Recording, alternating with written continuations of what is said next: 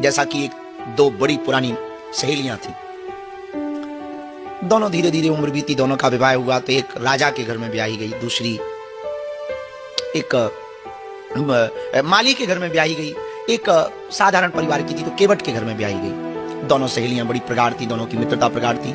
कई सालों बाद दोनों का मिलन हुआ। तो जो केवट के घर पर ब्याही गई थी, मछुआरे के घर पर, वो मछली बेचने का काम करती थी। तो एक दिन मछली बेचते बेचते उसी गांव में गई जिस गांव में उसकी वो पुरानी सहेली रहती थी, उसका ब्याह हुआ था। तो उसने देखा दूर से, अरे ये तो बचपन की सहेली है, अरे बहन तुम, ओहो आप यहाँ कैसे, हमारा विवाह यहाँ हुआ। उसने पूछा तुम यहाँ क्या कर रहे? कुछ नहीं, मैं तो मछली बेचने के लिए इस गांव में आई हूँ, मेरा काम यही है, मेरे पति और मैं यही काम करते। ओह अब आ जाएगी तो आज नहीं जाऊंगी, इधर रुक जाओ। वो रुकी।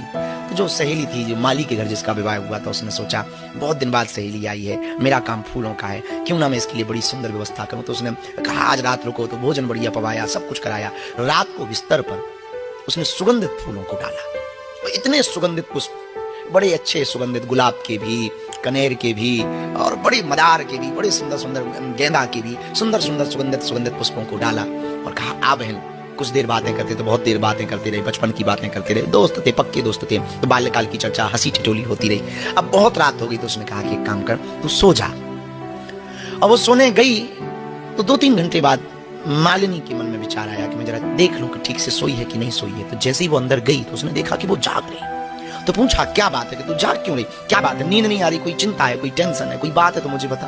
बोले नहीं नहीं, नींद तो मुझे आ रही है, मुझे चिंता कुछ है नहीं, बस ये जो फूल तूने डाल रखे ना, ये बड़ा दुर्गंध दे रहे हैं।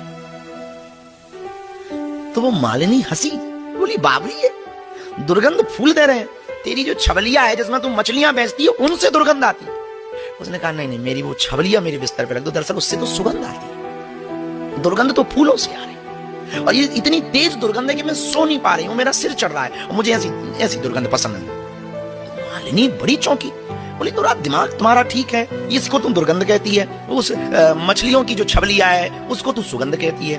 बात ठीक वो कह रही है, क्योंकि उसका जीवन उसी में गुजरा, तो उसके लिए वो सुगंध है, ये दुर्गंध है। ऐसे ही आपके जीवन में आपको संसार के बाहर लगता है कि यहाँ सुगंध है, अंदर लगता परमात्मा के रास्ते पर कि यहाँ दुर्गंध है। एक बात आपको समझ लेने जैसी है, आप जिस दिन ये मान लेंगे कि जगत में दुर्गंध है, अंदर ही सुगंध है, उसी दिन ध्यान आपके जीवन में उतर जाएगा, उसी दिन प्रसन्नता आपके जीवन में उतर